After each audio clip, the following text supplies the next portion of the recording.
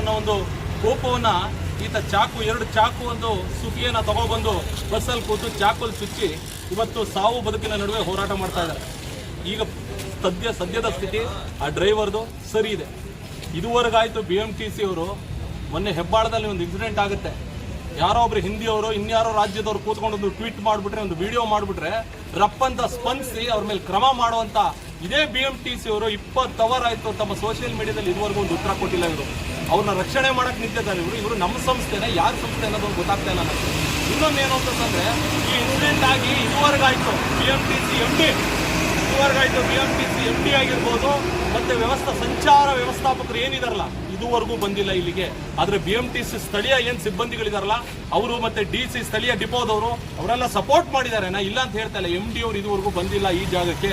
ನಾವೆಲ್ಲ ಬಂದಿದ್ದೀವಿ. ಸದ್ಯದ ಕಂಡೀಷನ್ ನೋಡಿದೋ ನಾವು ಪೇಷಂಟ್ನ, ಆ ವ್ಯಕ್ತಿ ಆರಾಮಾಗಿದ್ದಾರೆ. ನಾನು ಈ ಮೂಲಕ ನಾನು ಸರ್ಕಾರಕ್ಕೆ ಮತ್ತು ಅಧಿಕಾರಿಗಳೇ ನಾನು ಕೇಳ್ಕೊಳ್ತಿತ್ತು, ಇನ್ನೆಷ್ಟು ದಿನ ಈ ರೀತಿ ಎಲ್ಲಿಂದಲೋ ಯಾವುದೋ ರಾಜ್ಯದಿಂದ ಬಂದಿರತಕ್ಕಂಥ ವ್ಯಕ್ತಿ ಏಕಾಏಕಿ ಚಾಕ್ ತೆಗೆದು ಚುಚ್ಚಿ ಒಬ್ಬನ ಸಾಯಿಸೋ ಪ್ರಯತ್ನ ಪಡ್ತಾನೆ ಅಂತಂದ್ರೆ ನಾನು ಮಾನ್ಯ ಮುಖ್ಯಮಂತ್ರಿಗಳಿಗೆ ಉಪಮುಖ್ಯಮಂತ್ರಿಗೆ ಹೇಳ್ತಾ ಇದ್ದೀನಿ, ದಯಮಾಡಿ ವಲಸೆ ನೀತಿಯನ್ನ ತನ್ನಿ. ಈ ರೀತಿ ಅತಿಯಾದ ವಲಸೆಯಿಂದ ಏನ್ ಮಾಡ್ತಾ ಇದ್ದಾರೆ ಅಂದ್ರೆ ನಮ್ಮ ಒಂದು ವಾತಾವರಣವನ್ನೇ ಹಾಳು ಮಾಡ್ತಕ್ಕಂಥ ಕೆಲಸವನ್ನ ಇವರು ಮಾಡ್ತಾ ಇರ್ತಕ್ಕಂಥದ್ದು. ಯಾವುದೇ ಕಾರಣಕ್ಕೂ ಇದನ್ನು ಸಹಿಸೋದಕ್ಕೆ ಸಾಧ್ಯ ಇಲ್ಲ. ಸೊ ಈಗ ಅಟ್ಲೀಸ್ಟ್ ಕಂಡೀಷನ್ ಏನಿದೆ ಅಂತಂದ್ರೆ ನಮ್ಮ ಆ ಒಂದು ಕಂಡಕ್ಟರ್ ಸ್ಥಿತಿ ಸರಿ ಇದೆ.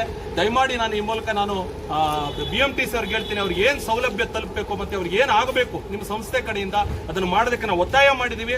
ಅದಕ್ಕೆ ಅವ್ರು ಈ ಕೂಡಲೇ ಬರ್ತಾ ಇದೀವಿ. ಇನ್ನೊಂದು 1 ಗಂಟೆಯಲ್ಲಿ ಬಂದು ಅದಕ್ಕೆ ಏನ್ ಸ್ಪಂದಿಸಬೇಕು ಮಾಡ್ತಾ ಇದ್ದಾರೆ, ಚಿಕಿತ್ಸೆ ಕೊಡ್ತಾ ಇದ್ದಾರೆ.